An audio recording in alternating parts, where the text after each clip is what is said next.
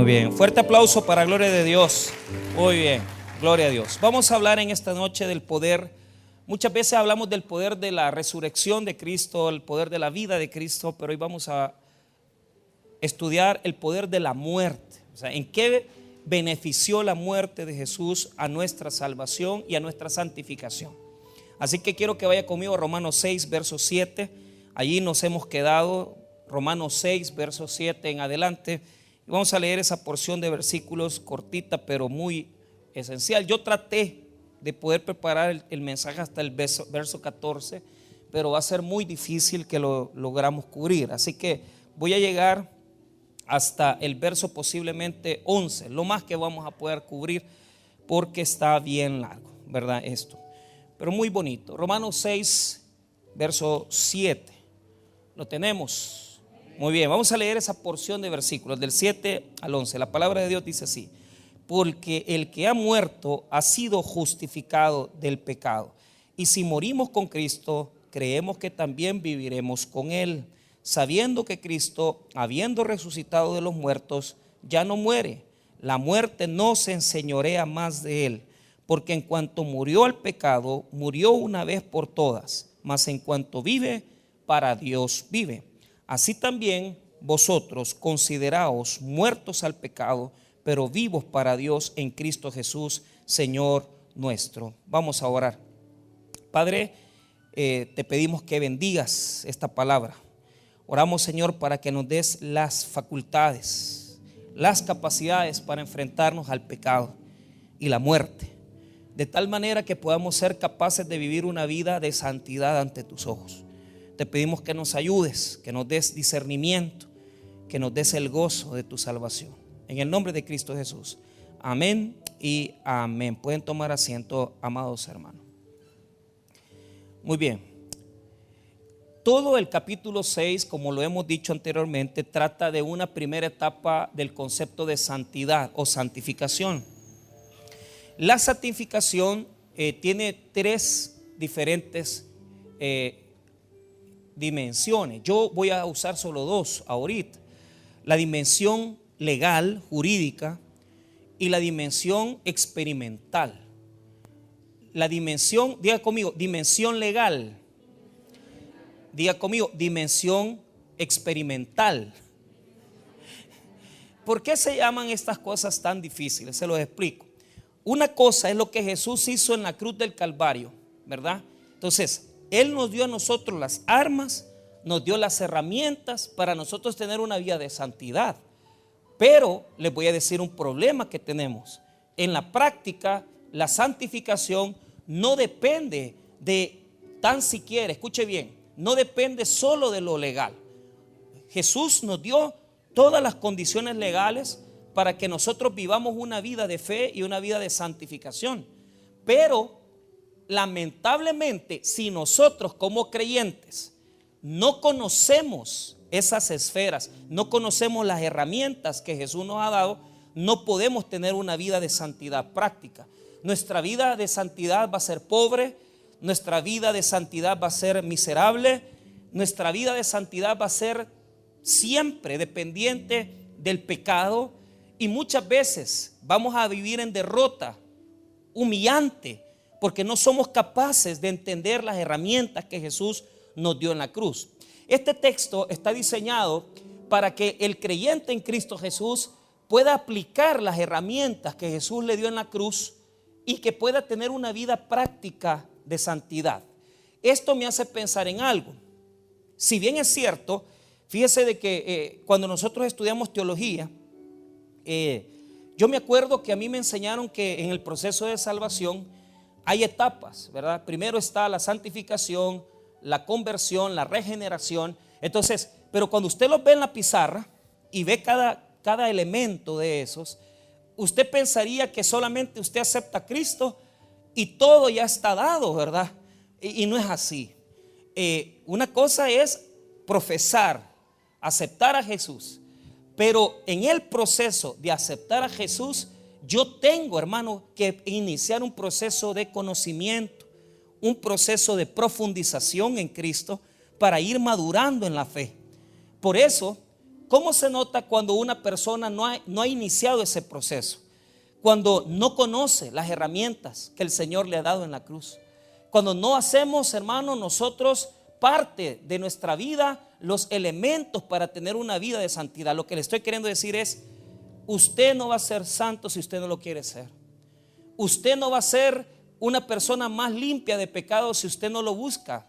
Si usted, hermano, desconoce estas herramientas, su vida va a ser siempre una derrota y no va a poder, hermano, enfrentar el pecado. Ojo con esto. La salvación del Hijo de Dios nos ha provisto a nosotros también de esa gran misericordia que Dios nos ha salvado. Pero ¿por qué hay personas que no terminan de superar los vicios? No terminan de superar sus deficiencias, sus debilidades.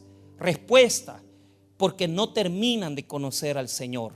No puedes cambiar de un día para otro totalmente. Tienes que iniciar un proceso de santificación que se va a ir dando poco a poco en tu vida, pero también tienes que poner de tu parte. No solamente con la oración de fe vas a quitarte todo.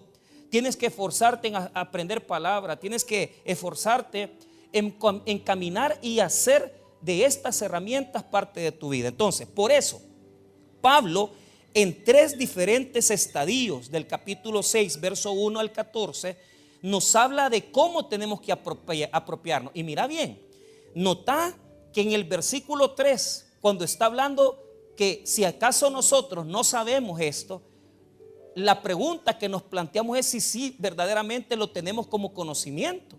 Porque el que no lo sepa es porque su desarrollo como cristiano es mínimo. En el versículo 3 habla de saber, un conocimiento particular de parte de Cristo. En el versículo 6, mire lo que dice en el principio del 6. Sabiendo esto, ¿verdad? Esto lo estudiamos la semana pasada, ya lo voy a repetir. Ahora, el día de hoy entraremos a otra palabra que también tiene que ser aplicada a nuestra vida. O sea, sabiendo y considerar. Mira el versículo 11. Así también vosotros consideraos muertos al pecado. Entonces, mira qué interesante. Toda la vida de defendernos del pecado y de tener una vida más limpia ante los ojos de Dios es de saber y es de considerar. O sea, no se trata aquí que usted así espiritualmente ya usted va a andar caminando como ese angelito y que a usted le van a salir alitas. Eso no va a pasar. Usted tiene que aprender Biblia, usted tiene que aprender palabra, usted tiene que conocer el Evangelio, tiene que leer el Evangelio, tiene que leer el Evangelio, tiene que leer el Evangelio y hacerlo parte de su vida, comer Evangelio, hacerlo parte de su vida el Evangelio. No va a venir automáticamente. No es que usted va a dejar su amante de un día para otro, es que usted tiene que ser impactado por el poder del Evangelio. ¿Cómo se hace? Bueno, hay cosas que hay que saberlas. ¿Y qué es lo que no sabíamos la semana pasada? El versículo 6 nos dio a nosotros un conocimiento que no teníamos. ¿Y cuál era? Que nosotros cuando creímos en Jesús el Señor, nuestro viejo hombre y nuestra vieja naturaleza fue crucificada con Cristo en la cruz. Y por lo tanto el viejo hombre ya no tiene dominio sobre mí. ¿Qué aprendimos la semana pasada? Que nosotros tenemos opciones. Podemos, oiga bien, hacerle caso al cuerpo muerto, vencido, o podemos nosotros dejar que Cristo nos enseñoree. O le haces caso a tu vida antigua, o le haces caso a Jesucristo. O le haces caso al cuerpo de muerte, o le haces caso a Jesús.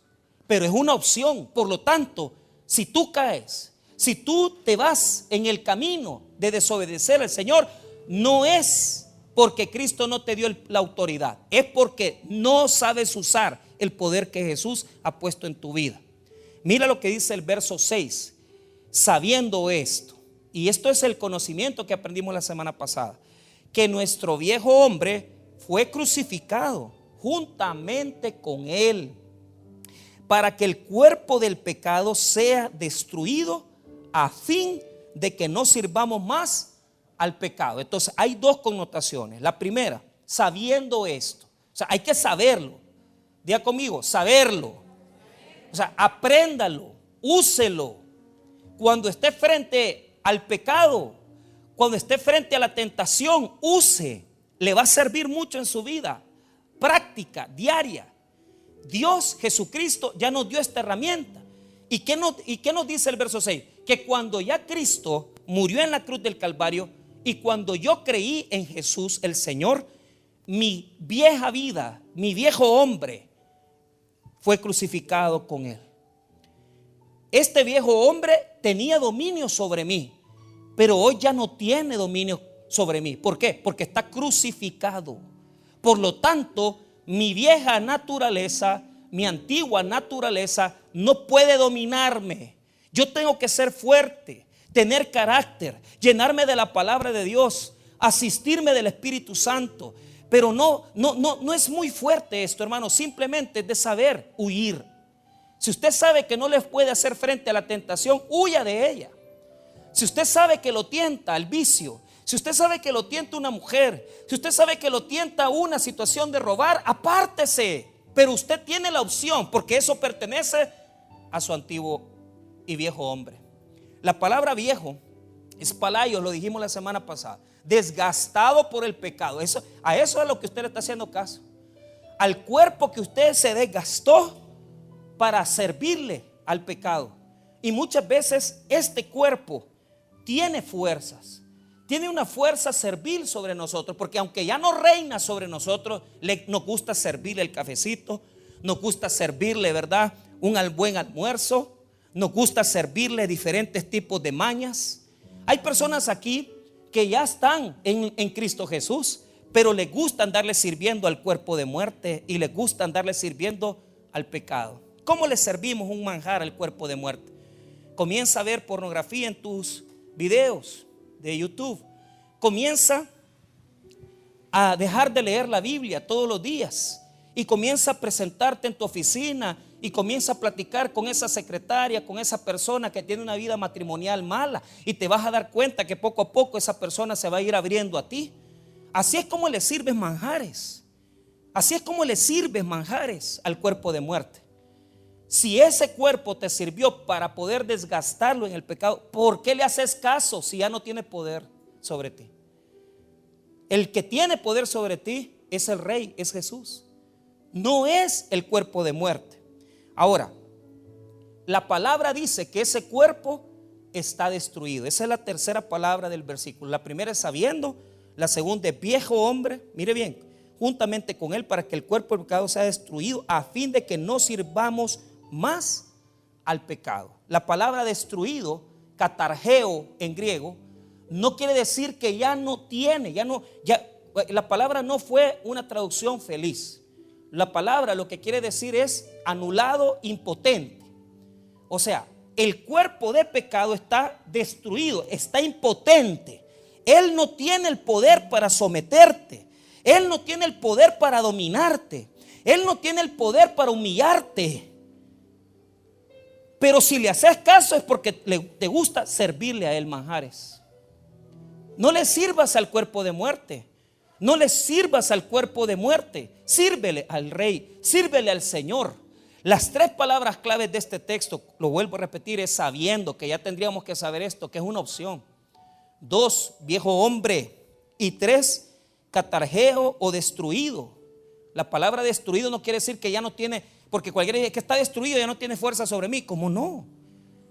Está impotente. Pero si yo le quiero servir a él, le puedo servir. Aunque ya no domina mi vida, aunque ya no domina mi existencia, yo le puedo servir a él.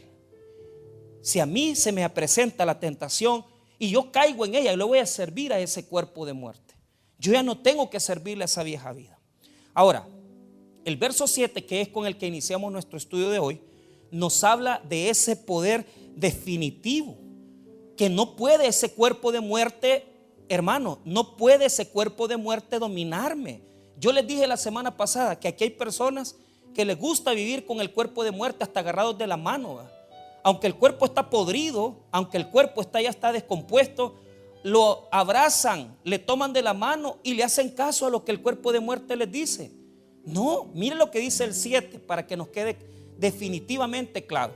7, porque el que ha muerto ha sido justificado del pecado. cambie la palabra justificado. La palabra que está ahí, dedicayo no es dicayo, sino que dedicayos quiere decir absuelto, absuelto. Y escuche lo que quiere decir. El texto bíblico tiene dos significados, uno legal, jurídico, y otro práctico. Ya te voy a explicar los dos significados. Te voy a enseñar el significado jurídico. Cuando dice que si está muerto, o sea, si mi cuerpo de pecado está muerto, yo ya fui absuelto. Diga conmigo, absuelto. ¿Qué le va a hacer usted a una persona que se muere? Al señor Francisco Flores lo quisieron procesar por todos los juicios y por todo el dinero del dinero de los $10,000 de Taiwán. Pero una vez muerto, ¿verdad? Aunque no fue así, ¿verdad? La situación legal ya no se la puede usted pedir a él. Ya no se lo puede exigir a él. Ya no puede usted exigirle a un muerto nada. ¿Por qué? Porque si está muerto ya no es sujeto de derecho. Y si no es sujeto de derecho y no es ser humano tampoco, entonces ya no le vas a exigir. ¿Cómo le vas a decir a un cuerpo muerto? Mira, deja de pecar. Mira, deja al amante. Mira, deja los vicios. No podés. Si está muerto, se acabó el proceso legal en contra de él. Y por lo tanto, ya no hay poder legal que él pueda infringir sobre mí. Si el cuerpo de pecado, si el viejo hombre y el cuerpo de pecado ya no tiene vida, entonces se llevó mi juicio con él. Yo no debo nada. Yo no tengo por qué estarle haciendo caso. Ese es el sentido jurídico. Fíjense que cuando se hace una escritura pública, la ley prescribe las condiciones de inhabilidades por las cuales una persona no puede ejercer un contrato.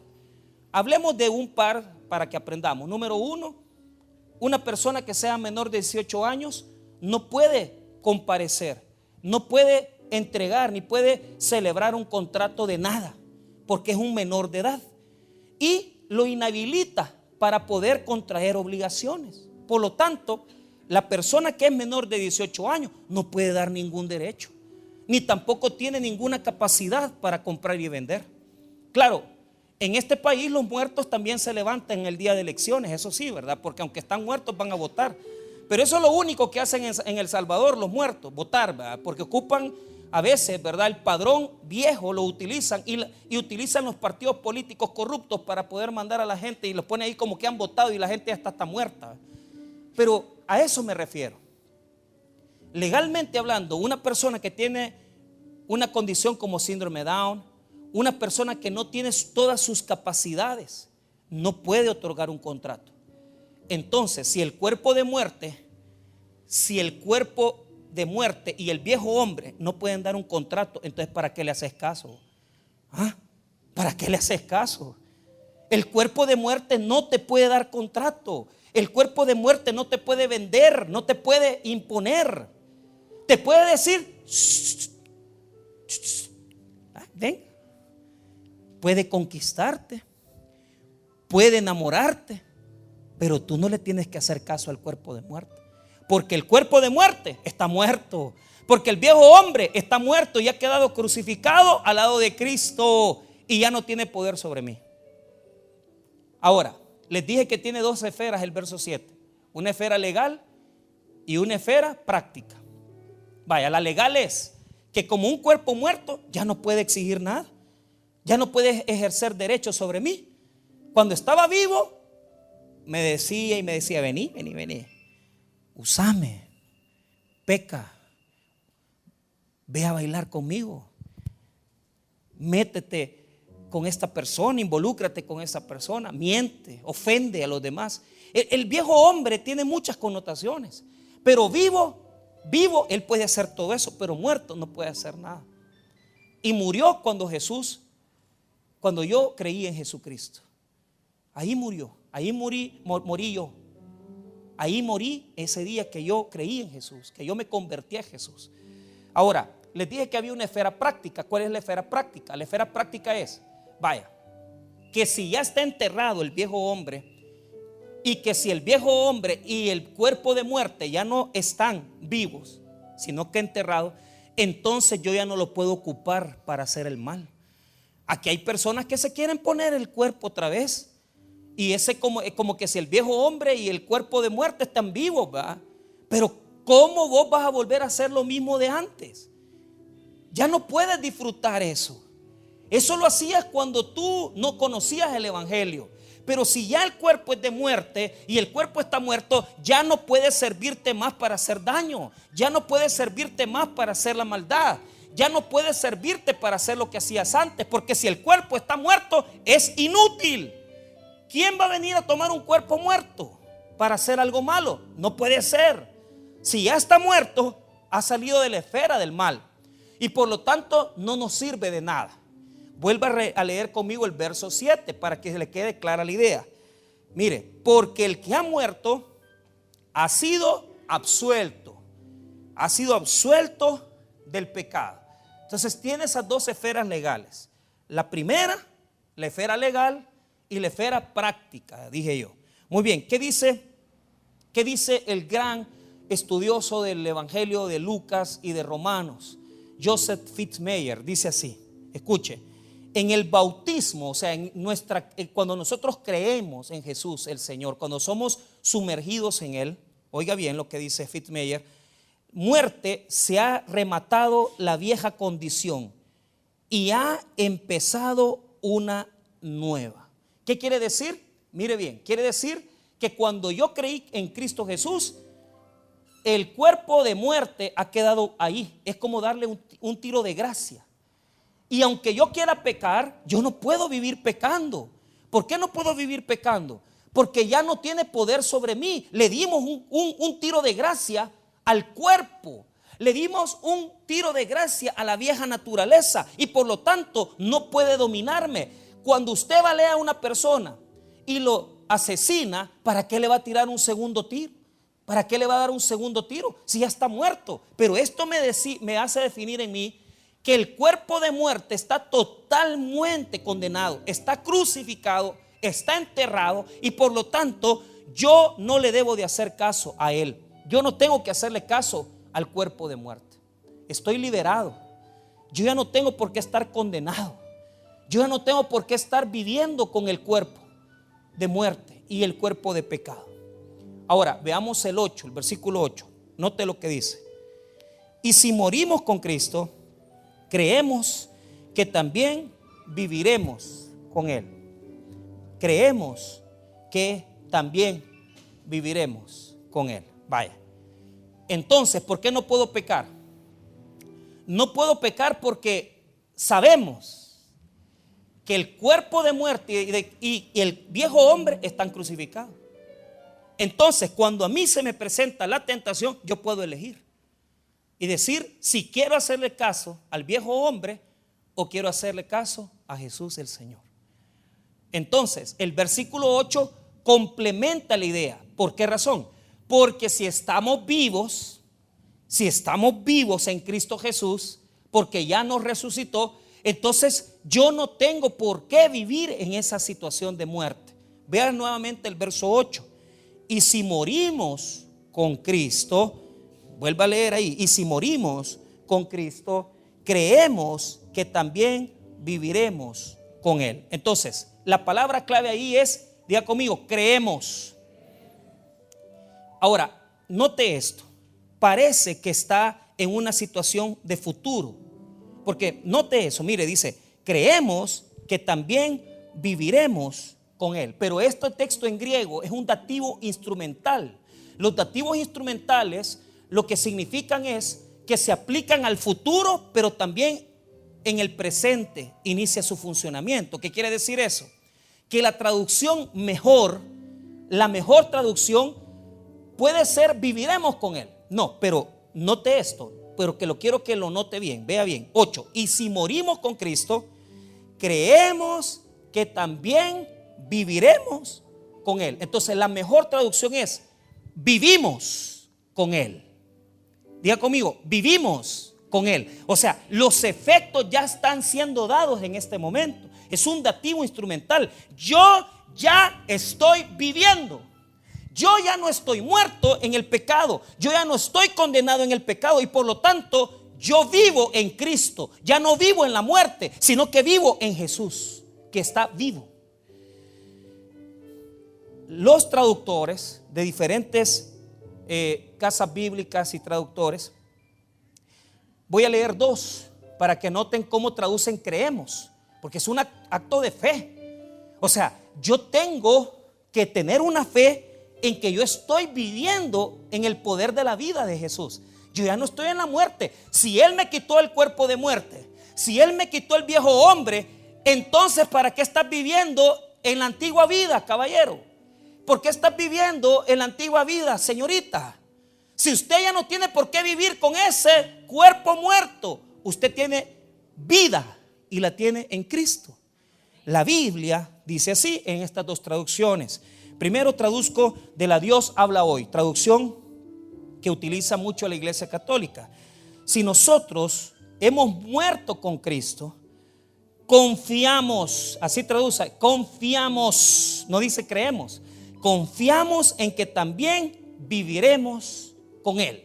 Vuelvo a decir que viviremos con Él es un dativo instrumental que quiere decir que ya vivimos en Él.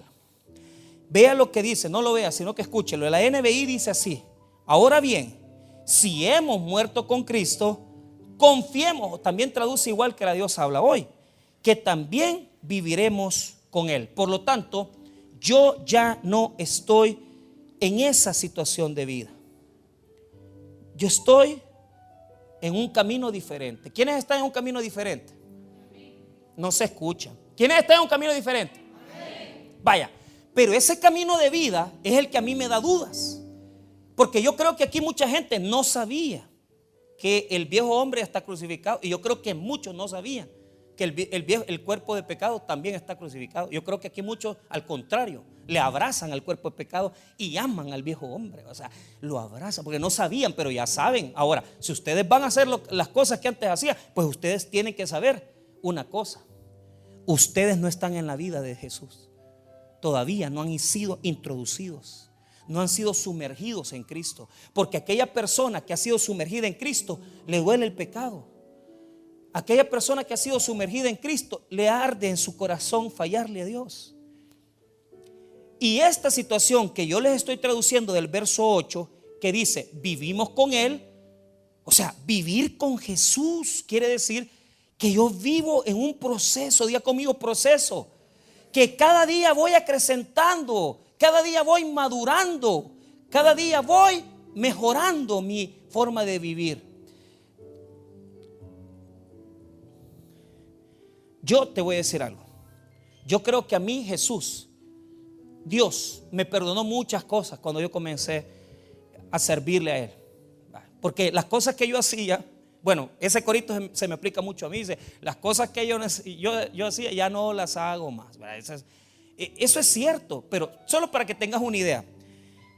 Es que ¿por qué es que Dios es a veces permisible con nosotros? Porque Él sabe que nosotros no sabemos nada de Él. Entonces Él nos tolera, tiene misericordia. Pero solo imagínate, la primera vez que yo construí una galera para poder levantar una iglesia fue en Acajutla. Y yo algunas veces les he contado. O sea que yo ni sé cómo se terminó esa galera, hermano, si todo lo hice de forma ilegal. O sea, y yo ya era cristiano, supuestamente. Pero ¿cuál es el problema? Sabemos. O sea que yo no sabía.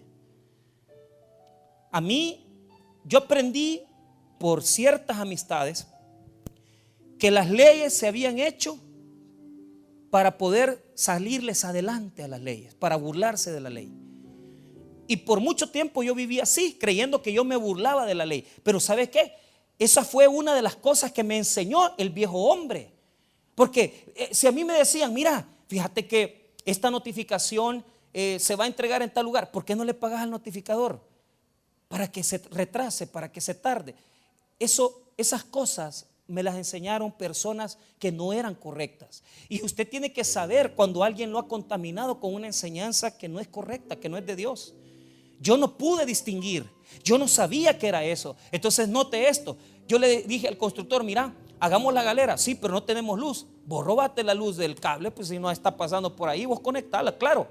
Así pasamos soldando por lo menos unos 15 días. El problema fue que allá por el día 16, 17, a saber qué sobrecarga él usó, ¿verdad?, para soldar, y se quemaron todas las líneas de ahí. Pues Acajutla quedó en oscuras media mañana, ¿verdad?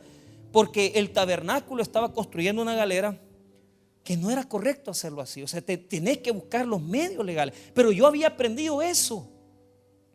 Bueno, para poder construir, para hacer las primeras bases, tuve que ir a vender un carro, tuve que ir a empeñarlo y lo perdí.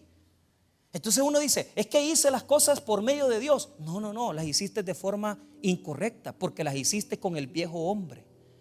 No las hiciste con la nueva naturaleza que Dios te ha dado. ¿Y cómo sé que las he hecho con el viejo hombre? Porque las haces de una forma, primero, sin paciencia, sin esperar en Dios, sin haber orado. Te metes a los grandes problemas vos solito, sin esperar la voluntad de Dios, ni consultar las cosas de Dios. O sea, bien fácilmente nos metemos en el papel del viejo hombre. Bien fácilmente nos metemos en la antigua vida. O sea, yo no digo, hermano, y se lo digo con toda sinceridad y me incluyo yo, yo creo que vivimos en la nueva vida. Amén, hermanos. Pero nos hace bien fácil meternos en la vida vieja. O sea, no puedo decir que nos gusta, pero se nos hace fácil. Y nos metemos en la personalidad del viejo hombre y hacemos las cosas que no debemos. Hacemos las cosas que no agradan a Dios. Entonces, hablando con una hermana que claro, le dije, el domingo habló conmigo. Yo siento muy apenado por el hermano, pues, que está preso, pero ¿cuál es el punto? Vaya, te metes a estudiar teología, te salís de teología, te mantienes a servir al Señor, te pones el uniforme, te quitas el uniforme.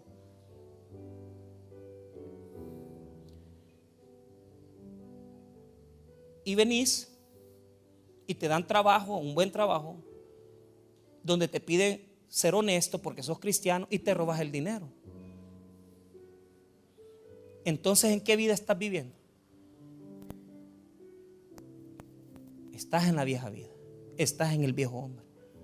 Porque la vida nueva es creciente, vas mejorando cada día y vas como la luz de la aurora que cada día es más perfecta, porque el cristiano no está determinado a ir hacia atrás ni a fracasar. Podemos fracasar temporalmente, aprendemos de nuestros errores y nos volvemos a levantar. El éxito tiene como característica primordial el fracaso, pero el problema es que nuestros fracasos muchas veces son fracasos, hermanos, en donde no aprendemos, sino que seguimos cometiendo el mismo error siempre. Y nuestro problema con las mujeres no se quita, y nuestro problema con el trago no se quita, y nuestro problema con la sinvergüenzada no se quita. La pregunta es, ¿cuándo vas a comenzar a vivir la vida con Cristo?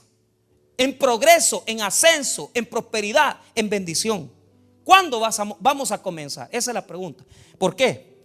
Porque este dativo instrumental, como se lo dije, nos dice que vivimos con Él. Pero eso también agrega una idea, que cada día vamos mejorando, dependiendo más de Jesús, creciendo más en Jesús, aprendiendo más de Jesús, siguiendo en un camino de madurez espiritual. Note lo que dice segunda epístola a los Corintios 3:18. Búsquelo si quiere para que aprenda y que pueda leer conmigo este texto poderoso. Esto es lo que la nueva vida que el Señor nos ha dado.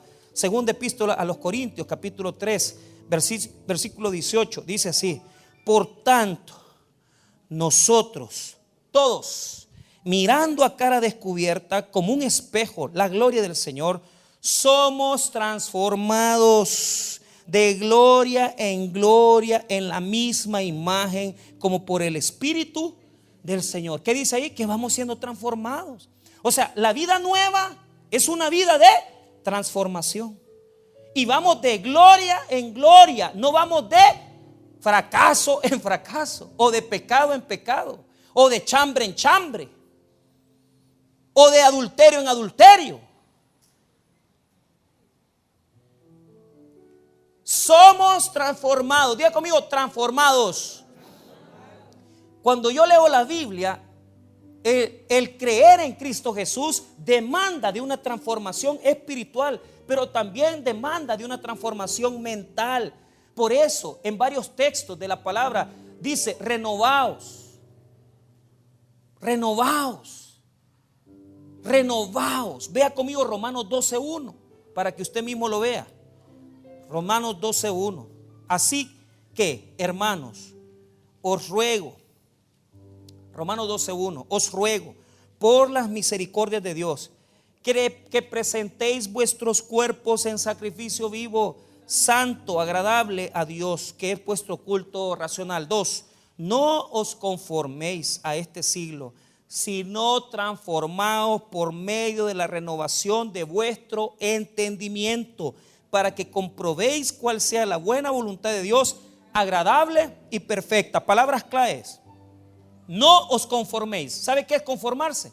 Adaptarse a la oscuridad en la que vive la gente. Conformaos quiere decir adaptarse al sistema humano. Nos adaptamos fácilmente a la maldad. No estamos llamados a adaptarnos. No estamos adaptados. Mire, es bien fácil comenzar a vivir en la oscuridad sin darse cuenta. Porque muchas personas que aquí están en Cristo Jesús tienen diferentes problemas de egolatría, resentimiento, chambre, y no se les nota que están viviendo en pecado. ¿Y qué es lo que sucede? Los ojos comienza a oscurecerse la luz de Cristo en nuestras vidas y comenzamos a vivir una vida de oscuridad. Y nos adaptamos a la oscuridad, porque cuando pasas 5 o 10 minutos en lo oscuro, comienzas a verte las manos, comienzas a ver lo blanco. Claro, te vas pegando en la cara, en las paredes, pero caminas en la oscuridad. Y muchos creyentes están en ese estilo de vida. ¿Sabe por qué? Porque no han renovado su entendimiento. Porque los cambios no van a venir solo por venir el domingo. Porque los cambios de tu vida no van a ser solo viniendo el miércoles o el viernes al culto, sino que van a ser cuando tomes la palabra de Dios y dejes que la palabra penetre tu corazón y transforme tu mente y tu vida. Comiencen a agarrar la Biblia, tómenla con seriedad, aprendan la palabra de Dios. Renovaos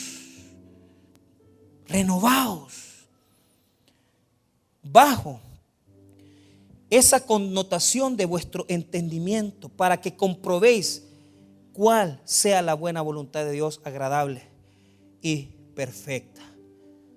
Renovémonos, hermanos, y vayamos creciendo de gloria en gloria en nuestra vida espiritual. ¿Por qué entonces no quiero el cuerpo de muerte?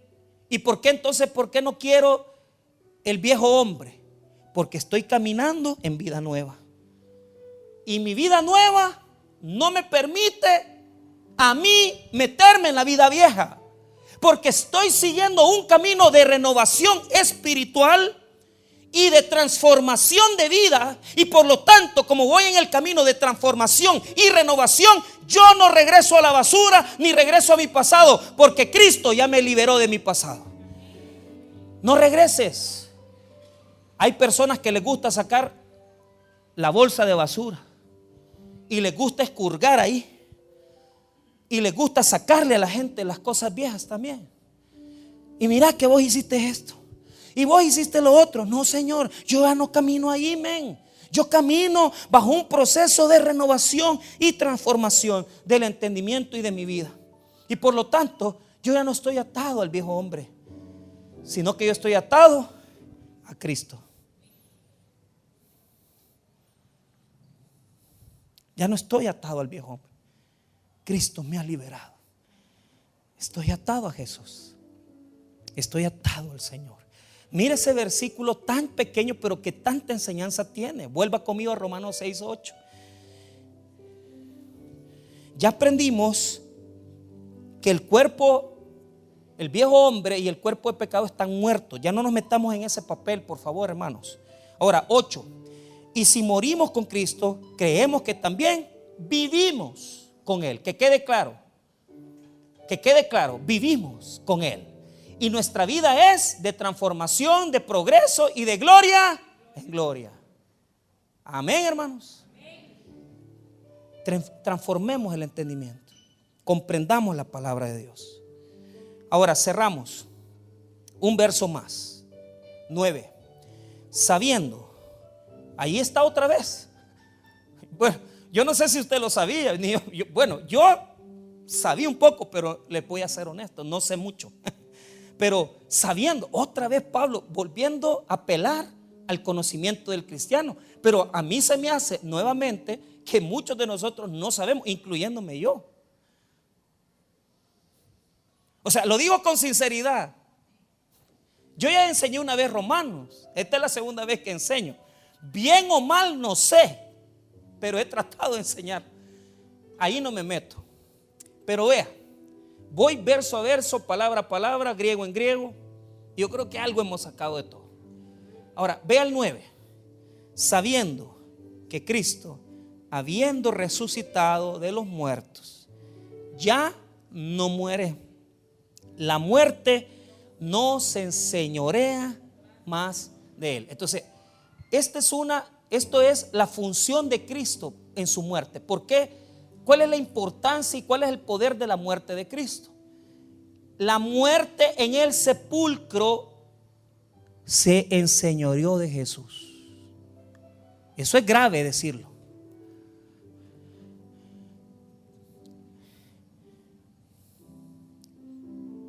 ¿Se enseñoreó o no se enseñoreó? Bueno, ¿en qué manera se enseñoreó? Te voy a explicar por qué este versículo es tan grave. Pero si no me queda tiempo, no. Vaya, vamos a esto. Les voy a leer el Catecismo de la Iglesia Católica. Artículo 4, primera parte de la profesión de la fe, segunda sección, la profesión de la fe cristiana. Artículo 4, Jesucristo padeció bajo el poder de Poncio Pilato, fue crucificado, muerto y sepultado. Voy a leer el artículo 625 para los que somos católicos aquí. No me estoy burlando, ¿eh? Católico es universal y la fe es universal. Eso significa católico romano es quien pertenece a la religión. Yo no soy católico romano, soy católico porque pertenezco a una fe universal. No soy católico, hermano, soy evangélico.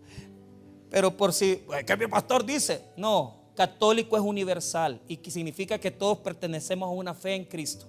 Pero católico romano es sí ser de la tradición católica, de la iglesia tradicional. Yo no soy católico romano. Pero ¿por qué les leo esto? Fíjate que los padres de la iglesia dijeron ciertas cosas de la muerte de Jesús cuando él estaba muerto. Entonces quiero que note por qué es que a mí me da un poco de duda. Yo no digo que el catecismo está mal, no. Yo creo que es un buen esfuerzo el catecismo de la iglesia católica por ir sacando cosas de la fe de ellos, pero no de la nuestra. Esto no es de nosotros. Ahora, no tengo el valor, y se los digo que no tengo el valor de decir que está malo. No, jamás diría yo eso. Hay cosas del catecismo que están bien y otras que están tal vez fuera de la doctrina bíblica. Por ejemplo, el purgatorio no es de la doctrina, o sea, eso no está en la Biblia. Entonces, hay partes del catecismo que tienen bases bíblicas y otras que tienen bases filosóficas. Entonces, esta tiene una base mezclada, pero tengo dudas. La permanencia, vuelvo a leer el artículo 6:25. La permanencia de Cristo en el sepulcro constituye vínculo real entre el estado posible de Cristo antes de Pascua y su actual estado glorioso de resucitado. Es la misma persona del que vive que puede decir estuve muerto pero ahora estoy vivo. Entonces, oiga lo que dice esta parte. Dice así: y este es el misterio del plan providente de Dios sobre la muerte y la resurrección de hijos de entre la muerte, que Dios no impidió a la muerte separar el alma del cuerpo según el orden necesario de la naturaleza, pero los reunió de nuevo una con otro por medio de la resurrección, a fin de ser el mismo en persona el punto de encuentro de la muerte y de la vida. Aquí viene el punto que quiero denotar: deteniendo en él la descomposición de la naturaleza que produce la muerte, y resultando el mismo el principio de reunión de las partes separadas. Esto es un escrito de San Gregorio de Niceno, claro, para el catecismo de la iglesia. ¿Qué es lo que dice el catolicismo? Dice que Cristo, muerto en el sepulcro, no se descompuso su cuerpo.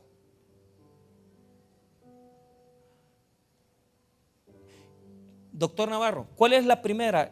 ¿Cómo se llama cuando el cuerpo se pone ya rígido? ¿Cómo? En latín tiene un nombre, ¿verdad?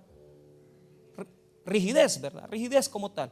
Lo primero que experimenta el cuerpo pues es una descomposición. Se pone rígido, se pone frío. Hay una cantidad de características de una persona que fallece.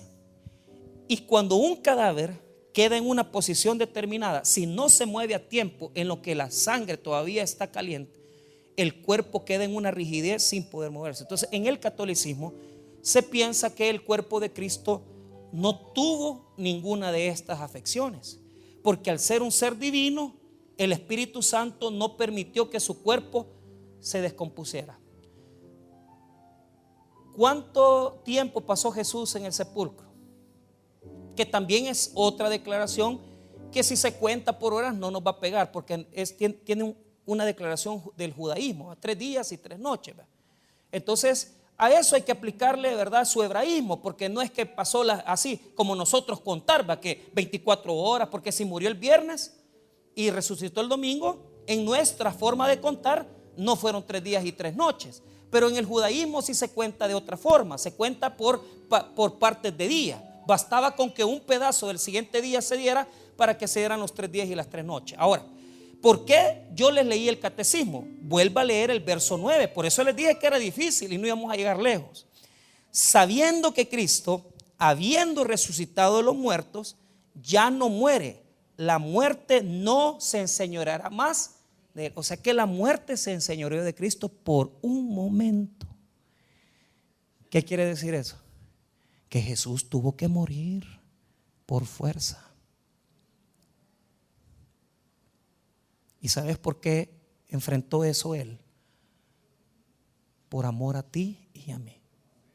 No tenía por qué, porque no tenía pecado. Isaías 53, verso 9 y verso 10. Isaías 53, verso 9 y 10.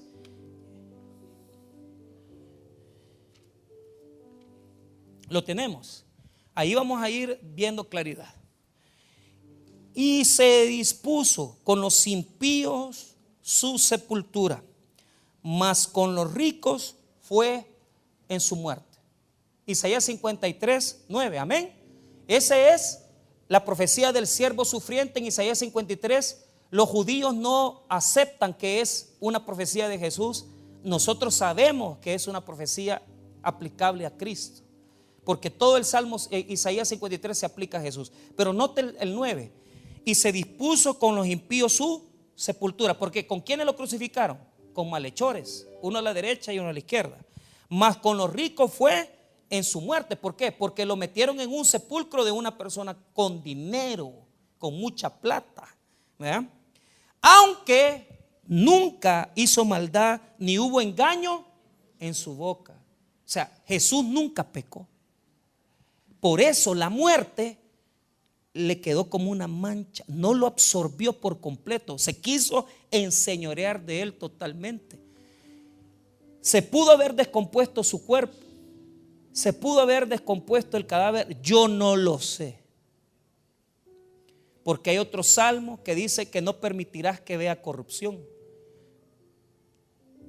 Tengo dudas teológicas, pero no me interesa, porque lo que a mí me importa es que la muerte no pudo con Jesús, porque al tercer día resucitó de entre los muertos. Sea que su cuerpo sea descompuesto o no me interesa, porque Cristo venció la muerte por mí y por ti. Y aunque era santo y no tenía pecado, se manchó, pero de un pecado que no era de él. Se manchó de tu pecado y de mi pecado. Por lo tanto, su corrupción no era total. Porque no es como nosotros que somos pecadores por toda nuestra naturaleza. Cristo se manchó con mi pecado. Él no tenía pecado, se manchó con mi pecado. Verso 10. Con todo eso Jehová quiso quebrantarlo, sujetándole a padecimiento. Cuando haya puesto su vida en expiación por el pecado, verá linaje, vivirá por largos días, y la voluntad de Jehová será en su mano prosperada. O sea, no sé si la muerte se enseñoreó de él hasta corromper su cuerpo.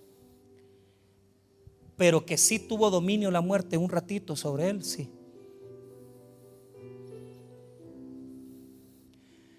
Pero también el pecado estuvo con él.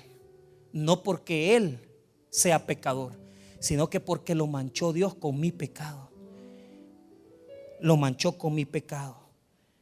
Mire lo que dice el versículo 4, Isaías 53, 4. Ciertamente llevó él nuestras enfermedades y sufrió nuestros dolores, y nosotros le tuvimos por azotado, por herido de Dios y abatido. ¿Qué quiere decir eso? Aunque la muerte tuvo cierta fuerza sobre Jesús, o sea, Jesús por lo menos la muerte la vio cara a cara. No sé hasta dónde se apoderó de él. Él nunca cometió pecado, ni vivió en pecado, pero por lo menos creo que vio mi pecado, porque Dios se lo puso, se lo tiñó. Vio pecado enfrente, vio la muerte enfrente y no la merecía. Y por eso cerramos en Romanos 6, 9. Sabiendo que Cristo, Romanos 6, 9, sabiendo que Cristo, habiendo resucitado de los muertos, ya no muere. La muerte no se enseñoreará más de él. Porque en cuanto murió al pecado, murió una vez por todas. Mas en cuanto vive para Dios, vive. No lo voy a explicar todo, pero es así. Si Jesús vio mi pecado, porque note lo que dice el 10, porque en cuanto murió al pecado, murió. O sea, no pecó Jesús, pero vio mi pecado. Le tiñeron mi pecado. Por esa acción yo puedo decir que yo, hermano, como cristiano, debo de pensar 2 veces en pecar. Porque si Cristo murió una vez y vio la muerte y el sepulcro y vio mi pecado, lo menos que yo puedo hacer por él es vivir una vida de santidad y agradable al Señor. Si a vos no te conmueve que Cristo vio la muerte y sintió todo ese dolor, y posiblemente hasta su cuerpo se pudo haber descompuesto por vos, por mí. Y si no te conmueve que él no era pecador, pero el pecado estuvo frente a él, tu pecado y mi pecado, y lo tiñeron porque era necesario que lo llevara. Si eso no te conmueve para llevar una vida más limpia, yo te quiero decir algo. Deberías de entender de una vez por todas que al igual como Cristo, como Jesús enfrentó la muerte, y así como enfrentó el pecado, así también nosotros hoy en día podemos decir que somos libres. ¿Por qué? Porque es eso lo que nos dice Pablo, que consideremos lo que yo les dije al principio. Mire el 11, termina ahí. Así también vosotros consideraos muertos al pecado, así como Jesús murió, así también por todo eso que hizo por mí, consideraos. Logizomai en griego quiere decir tomen en cuenta. Diga conmigo, tomen en cuenta. Antes de echarse un cigarro, tomen en cuenta. Antes de echarse una mujer que no es la suya, tomen en cuenta. Antes de robar, tomen en cuenta que Cristo lo encerraron en el sepulcro, vio la muerte, se descompuso su cuerpo y vio mi pecado cara a cara. ¿Por qué entonces vas a vivir en el pecado? ¿Por qué entonces vas a vivir en vida vieja y en cuerpo de pecado? Si Cristo te ha dado resurrección y está vivo por ti y por mí. Jesús no merece que vivamos en la vieja vida. Jesús merece que renovemos nuestro entendimiento y que vivamos en santidad para Dios. Ahora usted lo sabe, entonces no lo haga y considere la muerte de Jesús como una fuerza para ya no pecar. Viva dominado de Dios, sométase a Jesús y ponga al Espíritu Santo como el consolador que le ayude a superar sus vicios, sus problemas y sus necesidades. Cristo murió por ti y por mí. Vamos a orar, hermanos.